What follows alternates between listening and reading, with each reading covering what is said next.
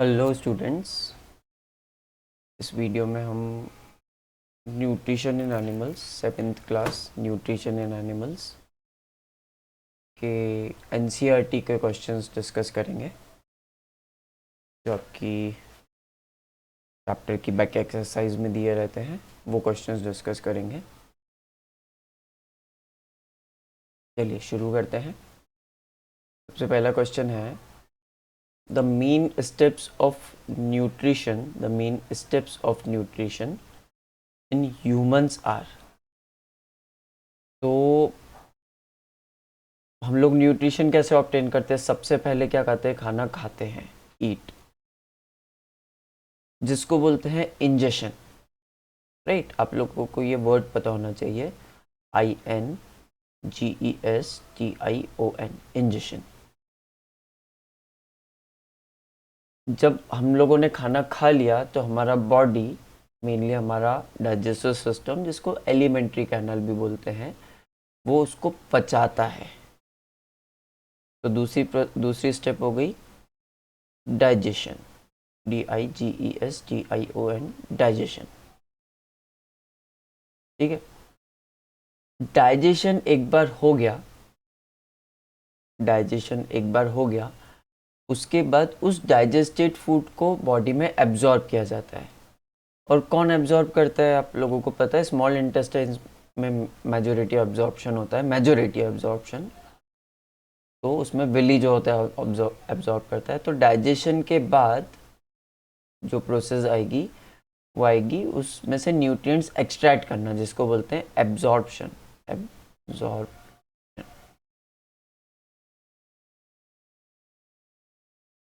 उसके बाद असिमिलेशन, और उसके बाद इजेशन। मतलब जो फूड है उसको यूज़ वगैरह कर लिया, सेल्यूलर लेवल पे भी यूज़ कर लिया, उसके बाद जो बचा हुआ खाना है तो उसको बॉडी से बाहर निकाल दिया जाता है, इजेशन। ओके,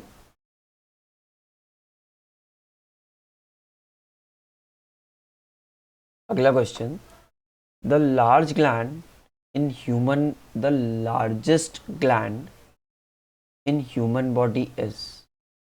हमारी बॉडी में जो अलग अलग तरह की ग्लैंड्स आपने पढ़ी, उसमें से लार्जेस्ट ग्लैंड कौन सी है? सबसे बड़ी ग्लैंड कौन सी है? उसमें से लार्जेस्ट ग्लैंड है लिवर, जो कि कुछ जूसेस सिक्रीट करता है डाइजेशन के हेल्प में, वो है लिवर। ओके, काफ़ी सारे जूसेस, डाइजेस्टिव जूसेस सिक्रीट करता है जो कि डाइजेशन में हेल्प करते हैं। तो सबसे बड़ी ग्लैंड क्या है? लिवर। ओके, लिवर का बहुत ज़्यादा फंक्शन नहीं पड़ते हैं क्योंकि कॉम्प्लेक्स ग्लैंड है और वो जूसेस सिक्रीट करती है। तो अब छोटी क्लासेस में 7th 8th 9th 10th में उतना ज़्यादा डिटेल में नहीं पढ़ते हैं उसको। अगला, the stomach releases hydrochloric acid. ये सबको पता है कि हाइड्रोक्लोरिक एसिड स्टमक रिलीज करता है। And dash juices which acts on the food. The stomach, hydrochloric acid, mucus, जो खुद स्टमक को हाइड्रोक्लोरिक एसिड से बचाता है, और कुछ जूसेस जो कॉमनली डाइजेस्टिव जूसेस के नाम से जाने जाते हैं, जो कॉमनली डाइजेस्टिव जूसेस के नाम से रहते हैं। पर्टिकुलर नाम नहीं बताया क्योंकि बहुत सारे जूसेस हैं, इसलिए सिर्फ डाइजेस्टिव जूसेस। ओके, अगला question, the inner wall of the small intestine. Small intestine के अंदर की साइड, स्मॉल इंटेस्टाइन पाइप्स जैसे होते हैं, मोटे मोटे पाइप्स जैसे होते हैं, तो उसकी inner wall of small intestine has many finger like outgrowth, जो कि ऑब्वियसली हेल्प करती हैं एब्जॉर्प्शन में, उनका क्या नाम रहता है? तो उनका नाम रहता है विली। बहुत ज़्यादा सारे होते हैं। आप लोगों को ध्यान आ रहा होगा क्लास में से, जो विलीज होते हैं, विलीज नहीं, विली होते हैं, विली ऑलरेडी प्लूरल वर्ड है।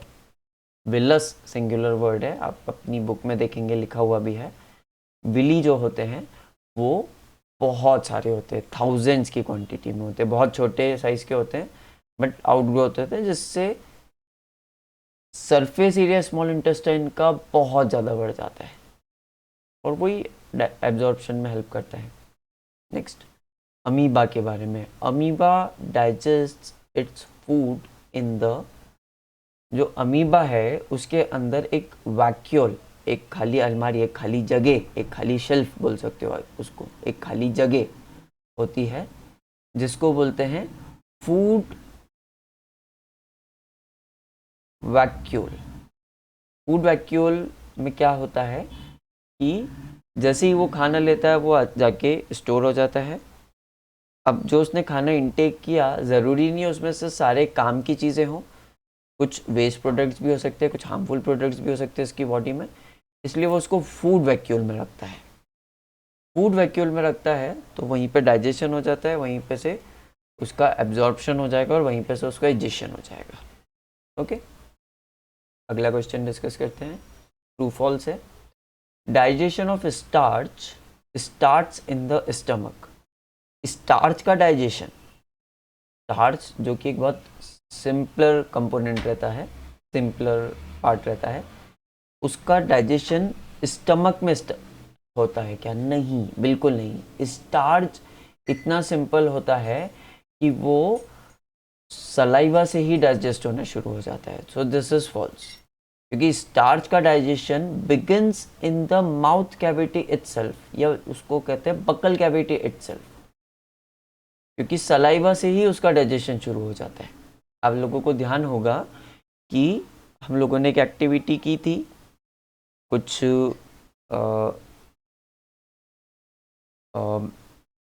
राइस के कुछ पार्टिकल्स, राइस के कुछ दाने, एक स्पून फुल ऑफ राइस हम लोगों ने चू किया, उसको स्पिट आउट करा, फिर वापस उसको जब खाया तो वो स्वीटर लग रहा था। क्यों? क्योंकि in the buccal cavity itself, in the mouth itself, starch converts itself into glucose, और ग्लूकोज मीठा होता है। ओके, अगला, the tongue helps in mixing food with saliva. बिल्कुल सही। टंग जो फूड है, जो आपने दांत से चू किया और आप अगर फील करोगे अपने माउथ में, तो टंग कंटिन्यूसली सलाइवा में डूबी हुई रहती है। अगली बार जब चू करो तो आपकी इच्छा है तो देख सकते हैं, मतलब ऑब्जर्व कर सकते हैं अपनी टंग को कि वो जो सलाइवा है और वो खाना है उसको ऊपर नीचे करती है, तो बेसिकली वो मिक्स करती है। तो ये बिल्कुल ट्रू है। Next, gall bladder. Gall bladder temporarily stores bile juice. Bile juice digestive juice भी होता है, न्यूट्रलाइजेशन जूस भी होता है। जो स्टमक से फूड आता है वो ज़्यादा एसिडिक रहता है, तो बाइल जूस उसमें मिक्स होता है। तो यहाँ पे पूछा है कि gall bladder bile juice store करती है क्या थोड़े टाइम तक? हाँ, बिल्कुल करती है। बाइल जूस कंटिन्यूसली बनते जाता है और वो स्टोर होते रहता है गॉल ब्लैडर में, और फिर जब ज़रूरत पड़ती है तो उसमें सिक्रीट होता है। उसको इंस्टेंटली सिक्रीट करने की ज़रूरत पड़ती है, इसलिए उसका स्टोरेज भी बना है जो गॉल ब्लैडर के नाम से जाना जाता है। Next, the ruminants. र्यूमिनेंट्स मतलब जिनके दो पेट होते हैं, ध्यान आ रहा होगा आपको वीडियो में से, क्लास में से। The ruminants brings back solid grass into their mouth and चू इट फॉर सम टाइम। बिल्कुल सही।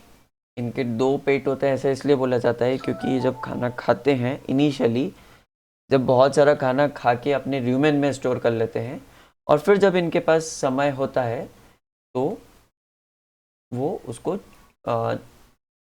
वापस से उसमें से निकाल के चू करते हैं और अपने मेन डाइजेस्टिव सिस्टम में भेजते हैं।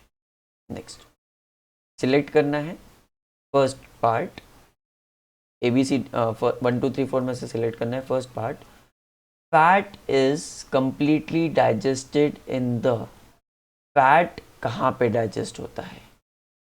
आपको ध्यान होगा स्टमक में तो आपके प्रोटीन्स डाइजेस्ट होते हैं, माउथ में आपका स्टार्च डाइजेस्ट होता है, स्मॉल इंटेस्टाइन में एब्जॉर्प्शन भी होता है और फैट्स का डाइजेशन भी होता है, और लार्ज इंटेस्टाइन में तो लगभग सिर्फ स्टोरेज के काम आती है, लगभग वहाँ पे भी एब्जॉर्प्शन होता है कुछ चीज़ों का, वाटर और कुछ चीज़ों का, बाकी स्टोरेज के काम आती है। तो फैट्स स्मॉल इंटेस्टाइन में डाइजेस्ट होते हैं और स्टमक में प्रोटीन्स डाइजेस्ट होते हैं। Next, water from the undigested food is absorbed mainly in the large intestine, अभी बताया। Next, match column 1 column 2 food components, column 2 पहले पढ़ लेते हैं, फिर कॉलम 1 के एक पढ़ के मैच करते जाएंगे। कॉलम 2, प्रोडक्ट और products of digestion, fatty acid and glycerol, sugar, amino acids. Okay, food components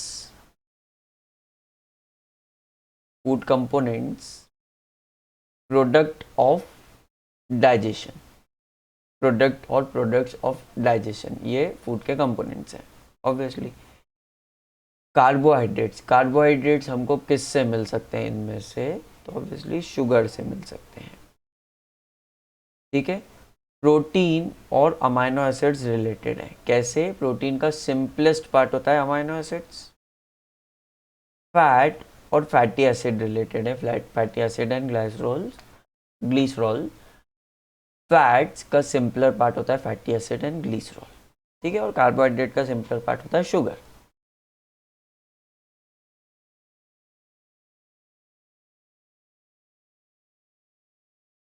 और ये जो फर्स्ट था ये एक्चुअल में हेडिंग थी, food component and products of digestion. Okay, next चलिए सब्जेक्टिव क्वेश्चन है। सब्जेक्टिव क्वेश्चन में क्या करना है, कीवर्ड्स देखने हैं ताकि आपको याद रहे। यहाँ पे कुछ आंसर हैं, उसमें आप ऑब्वियसली आपका लिखा हुआ आंसर और बेहतर भी हो सकता है। हमको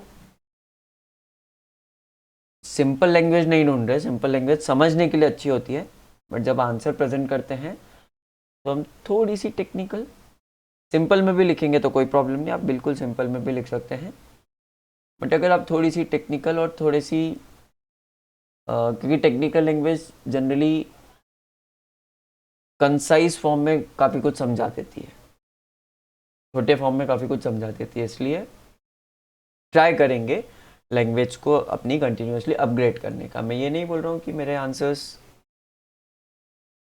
यहाँ पे जो आंसर्स दिखा रहा हूँ ये बेस्ट हैं, ऑब्वियसली आप और बेटर कर सकते हैं, और यहाँ पे जो डिस्कस करते हुए लगा कि इससे और बेटर हो सकता है तो हम डिस्कस करेंगे।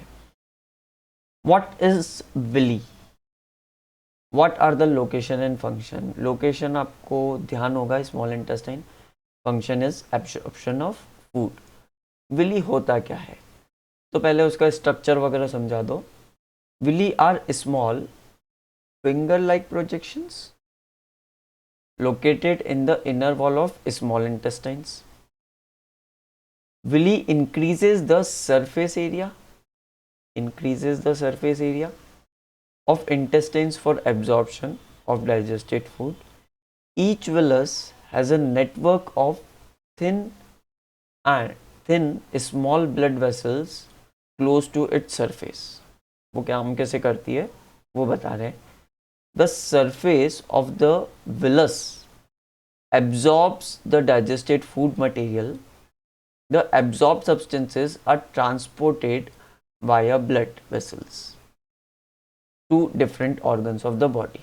तो ये जो मैंने चीज़ें अंडरलाइन की, इसको अगर आप ज़्यादा यूज़ करेंगे अपने आंसर में तो अच्छा रहेगा, तो इसको यूज़ ही कर लीजिए। विलस को आप बोल सकते हैं फिंगर लाइक प्रोजेक्शंस। फिर उनका काम क्या करते हैं, they increase the surface area. ये तो बहुत ही इंपॉर्टेंट है यही वर्ड्स यूज़ करना। और फिर वो जो एब्जॉर्ब सब्सटेंसेस है उसको ट्रांसपोर्ट करते हैं थ्रू ब्लड वेसल्स। ये लास्ट वाला पॉइंट जनरली बच्चे भूल जाते हैं लिखना। Next, where is bile produced, which component of food does it helps to digest? Bile liver में प्रोड्यूस होता है और स्टोर होता है, टेम्परेरीली स्टोर होता है गॉल ब्लैडर में, और वो फैट्स के डाइजेशन में एक इम्पॉर्टेंट रोल प्ले करता है। ठीक है, कोई कीवर्ड्स नहीं थे पर मैंने ऐसे ही अंडरलाइन कर दिया, कोई कीवर्ड्स ऐसे पर्टिकुलर नहीं थे, पूरा ही इम्पॉर्टेंट हो गया, ये दो ही तो लाइन है। 7th पढ़ते हैं। Name the type of carbohydrate that can be digested bye ruminants. जिनका रूमेन होता है वो किस टाइप के कार्बोहाइड्रेट डाइजेस्ट कर सकते हैं जो ह्यूमंस नहीं कर सकते, ये पूछ रहे हैं। ठीक है, शायद आपको ध्यान हो, एक अलग पार्ट होता है रूमेंस में जिसको सेसम बोलते हैं, और उसमें वो उस तरह का कार्बोहाइड्रेट डाइजेस्ट होता है। Give reasons also. तो सेसम जो पार्ट होता है उसमें सेल्यूलोज डाइजेस्ट होते हैं जिनको आज के ह्यूमंस डाइजेस्ट नहीं कर सकते। Cellulose is the type of carbohydrate that can be digested by the humans and not by today's human. This cellulose of the food is digested by the action of certain bacteria। वो क्यों digest करते हैं वो बता रहे हैं, क्योंकि कुछ तरह के बैक्टीरिया ह्यूमन में प्रेजेंट होते हैं, ह्यूमन के डाइजेस्टिव सिस्टम के एक पार्ट में प्रेजेंट होते हैं जो ऑब्वियसली ह्यूमंस में नहीं रहते हैं, and other microbes which are present in the stomach of humans but not in humans. ये जो अलग तरह के बैक्टीरिया और माइक्रोब्स हैं जो ह्यूमंस में प्रेजेंट होते हैं, और इनके बॉडी के किस पार्ट में प्रेजेंट होते हैं ये आप एक्स्ट्रा में लिख सकते हैं, सेसम में। लिखना चाहें तो एक्स्ट्रा में लिख सकते हैं कि उसमें सेसम में प्रेजेंट होते हैं वो। अब वो सेसम ह्यूमंस में होता नहीं है तो बैक्टीरिया और माइक्रोस्कोप्स ह्यूमन में हो, ऐसा सवाल ही नहीं, इसलिए ह्यूमन सेल्यूलोज को डाइजेस्ट नहीं कर सकते। Next, why do we get instant energy from glucose? Glucose से इंस्टेंट एनर्जी क्यों मिलती है? बहुत कॉमन क्वेश्चन है, इंपॉर्टेंट क्वेश्चन है। Glucose is the simplest form of sugar.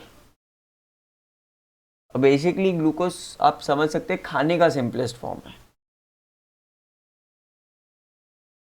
अगर हम लोगों ने ग्लूकोज कंज्यूम किया तो फटाफट बॉडी में एब्जॉर्ब होके सेल्यूलर लेवल पे पहुंचता है और फटाफट एनर्जी में कन्वर्ट हो जाता है, क्योंकि वो सिंपलेस्ट फॉर्म है। बाकी चीज़ें खाएंगे तो वो किसी चीज़ में टूटेगी, फिर किसी चीज़ में टूटेगी, फिर ग्लूकोज में टूटेगी। It can be directly absorb by the intestines and easily transported by blood to various cells of the body where it is oxidized with the help of oxygen and releases carbon dioxide, water and energy। ये part आपको, ये sequence आपको ध्यान होनी चाहिए line में जो लिखी है कि भाई वो इंटेस्टाइन से ब्लड वेसल्स के थ्रू सेल्यूलर लेवल पे पहुंच जाता है, ऑक्सीडाइज हो जाता है और एनर्जी छोड़ देता है, एनर्जी रिलीज कर देता है। In this way, we get instant energy from glucose. On the other hand, carbohydrates and protein, etc., needs first to be broken down into simpler substances before absorption. Thus, it requires extra time. तो बाकी जो खाया glucose के अलावा वो simpler substances में divide होता है और फिर एनर्जी देता है। ग्लूकोज को डिवाइड होने की ज़रूरत ही नहीं है, डायरेक्टली एब्जॉर्ब होगा, सेल्यूलर लेवल पर जाएगा और एनर्जी देगा। Okay, 8th question important question है समझने के लिए। Next, which of the following digestive canal is involved in following part of digestive canal? Digestive canal को और क्या बोलते हैं? Alimentary canal. ठीक है, एब्जॉर्प्शन ऑफ फूड कहाँ होता है? स्मॉल इंटेस्टाइन में।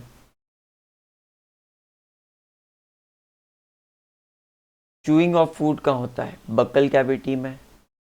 माउथ भी बोलते हैं, बक्कल कैविटी भी बोलते हैं। किलिंग ऑफ बैक्टीरिया, जो हमने खाना खाया उसमें जो हार्मफुल बैक्टीरिया है उनको कहाँ पे ख़त्म किया जाता है और कौन ख़त्म करता है? एसिड ख़त्म करता है, HCl, और वो स्टमक में। कंप्लीट डाइजेशन ऑफ फूड, पूरा का पूरा फूड डाइजेस्ट कहाँ पे होता है, मतलब फाइनल डाइजेशन कहाँ पे होता है? फाइनल डाइजेशन भी स्मॉल इंटेस्टाइन में होता है। इसलिए स्मॉल इंटेस्टाइन इतनी लंबी रहती है ताकि फूड उसमें ज़्यादा देर तक रहे। आपको ध्यान होगा 7, 7.5, 8 फुट की स्मॉल इंटेस्टाइन होती है। नहीं सॉरी, फुट नहीं, मीटर्स। 7, 7.5, 8 मीटर की स्मॉल इंटेस्टाइन होती है। फॉर्मेशन ऑफ फीसेस, फीसेस मतलब जो एक्सट्रैक्ट करना है वो कहाँ पे बनता है? लास्ट पार्ट में, लार्ज इंटेस्टाइन में। Okay, simple. अगला क्वेश्चन करते हैं। Right one similarity and one difference between nutrition in amoeba and humans. Amoeba और ह्यूमंस के बीच में सिमिलैरिटी क्या है? डाइजेशन की सिमिलैरिटी क्या है? The basic process of digestion of food and release of energy is same in amoeba as well as in human beings. बिल्कुल basic process है कि इंजेस्ट किया, उसको डाइजेस्ट किया, उससे एनर्जी एक्सट्रैक्ट की और फिर उसको इजेक्ट कर दिया, जो बचा हुआ पार्ट था उसको इजेक्ट कर दिया। In amoeba digestive juices are secreted in the food vacuole which acts on the food and break down into simpler form. Gradually the food is absorbed. तो ये अमीबा का पार्ट हो गया। फूड वैक्यूल में digestive juices secrete होंगे, वो act करेंगे। Humans में इस चीज़ के लिए स्टमक और लार्ज इंटेस्टाइन है, मतलब पूरी एलिमेंट्री कैनाल है बट उसमें मेजोरिटी हो जाता है। फिर इस सिंपलर फॉर्म में वहीं पे ब्रेक होते हैं और एब्जॉर्प्शन स्मॉल इंटेस्टाइन में हो जाता है।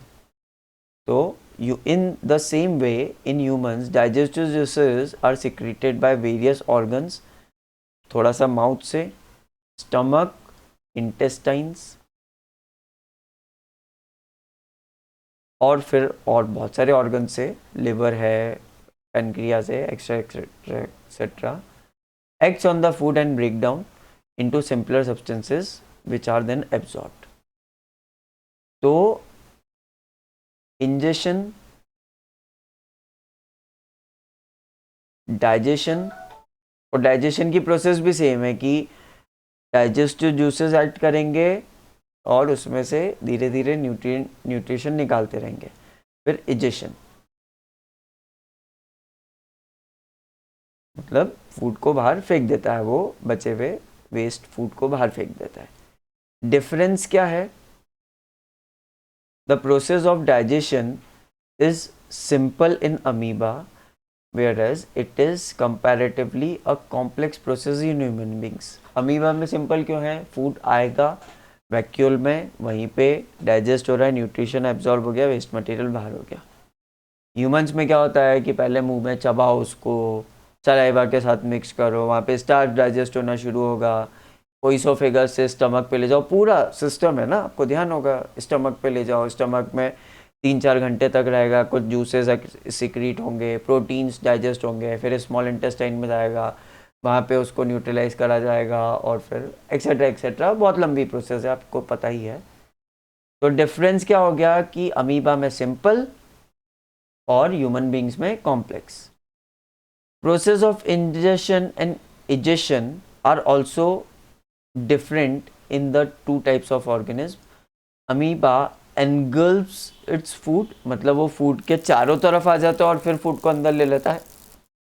engulfs its food with the help of pseudopodias, fake legs, fake hands, stores in food vacuoles and eliminates the undigested food through the food vacuole. Simple सा है इसमें। On the other hand, in human being, food is ingested through mouth, एक अलग organ है ingest करने के लिए, मुंह, The food undergoes a complex process of digestion and absorption. Finally, undigested food is eliminated in the form of feces through anus.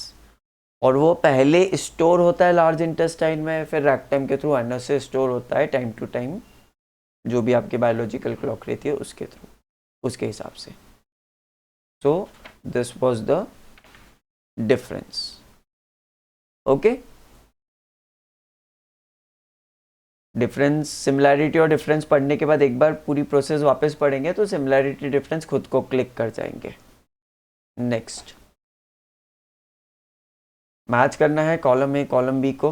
वही काम करते हैं, कॉलम बी पहले पढ़ लेते हैं, फिर एक एक पढ़ के मैच करते जाएंगे. भाई, bile juice secretion, storage of undigested food, saliva secretion, acid release, digestion is completed, absorption of water, release of faeces. Salivary gland, salivary gland का सलाइवा सिक्रीशन लगता है, बिल्कुल लगता है, मार्क कर दीजिए.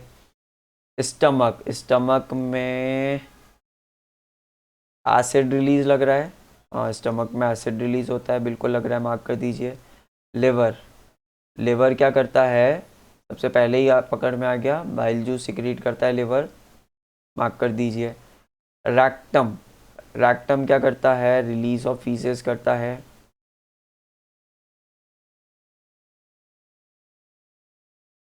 रैक्टम एनस के थ्रू रिलीज ऑफ फीसेस होगा. Rectum storage of undigested food कर सकता है. हाँ, रैक्टम में थोड़ा जो अनडाइजेस्टेड फूड है वो स्टोर होता है. लार्ज इंटेस्टाइन में भी होता है, पर लार्ज इंटेस्टाइन के लिए कॉलम बी में मुझे एक चीज़ लग रही है.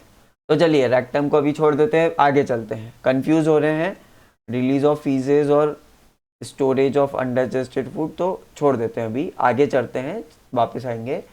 स्मॉल इंटेस्टाइन, स्मॉल इंटेस्टाइन क्या करता है, स्मॉल इंटेस्टाइन डाइजेशन कंप्लीट हो जाता है स्मॉल इंटेस्टाइन के एंड तक, तो इससे मैच कर सकते हैं. लार्ज इंटेस्टाइन, लार्ज इंटेस्टाइन क्या करता है, लार्ज इंटेस्टाइन अनडाइजेस्टेड फूड को स्टोर भी करता है और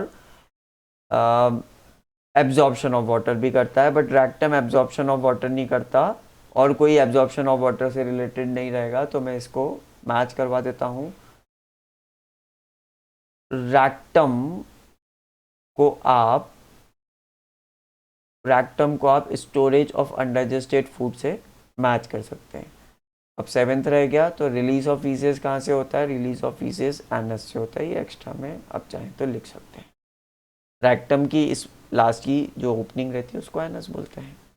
ओके, ठीक है. अगला, label the given diagram of the digestive system. तो कहीं से भी चालू कर सकते हैं, नीचे से चालू कर सकते हैं या ऊपर से चालू कर सकते हैं. ये स्टमक हो गया, ठीक है. स्टमक के लेफ्ट में यहाँ पे लिवर रहता है, बना हुआ नहीं है क्योंकि उनने गॉल ब्लैडर दिखाई है इसमें, गॉल ब्लैडर. फिर ये अजीब सा चीज़ होती है पैनक्रियाज.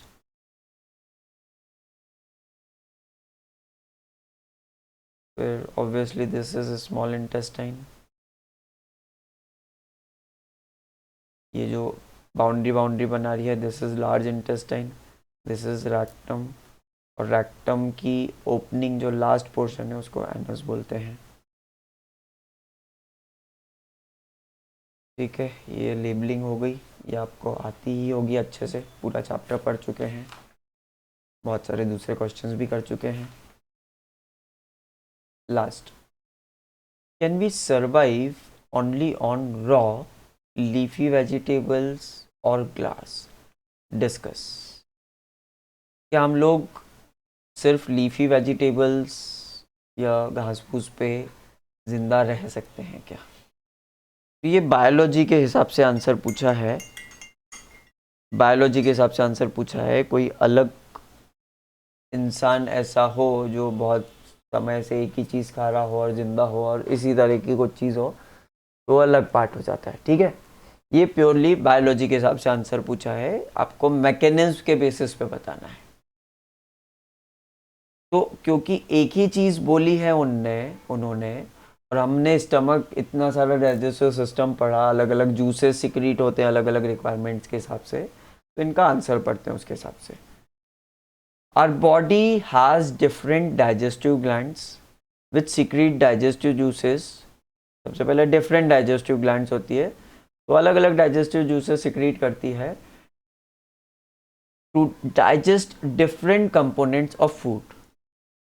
ठीक है, इसलिए बोलते हैं कंप्लीट डाइट एक बैलेंस डाइट होनी चाहिए, क्योंकि सारी चीज़ें अलग अलग डाइजेशन के लिए है और वो पूरी कंप्लीट बॉडी को, उसमें मसल्स की भी ज़रूरत है, थोड़े फैट्स की भी ज़रूरत है और कार्बोहाइड्रेट्स की तो ज़रूरत है ही। For example the saliva produced by salivary glands break down the starch into sugar. Saliva, the digestive juices present in the stomach helps to break down proteins into amino acids. The bile secreted from the liver plays an important role in digestion of fats, etc. ये different type के glands और उनके juices और उनके काम ये बता दिए। अब जब रॉ लीफी वेजिटेबल्स खाएंगे तो रॉ लीफी वेजिटेबल्स और grass contains a complex carbohydrates only या cellulose. Our body does not have enzymes to और digestive juices to digest cellulose. तो ग्रास के और लीफी वेजिटेबल्स खाएंगे तो उसमें जो मेजर पार्ट रहता है वो अच्छे रहते हैं बॉडी के लिए, ऑब्वियसली अच्छे रहते हैं, बट उसमें जो मेजर पार्ट रहता है वो सेल्यूलोज रहता है जो हमारी बॉडी डाइजेस्ट नहीं कर सकती। Hence cellulose cannot serve as energy source की तरह काम नहीं कर सकते। इसका मतलब ये नहीं कि लीफी वेजिटेबल्स खाना बंद कर दो, उनमें दूसरी चीज़ें होती है, वाइटामिन्स वगैरह होते हैं या दूसरी चीज़ें होती है जो हमारी बॉडी के लिए एसेंशियल है, तो वो भी खाना ज़रूरी है पर एक क्वांटिटी में। Therefore, we cannot survive on only raw leafy vegetables or grass.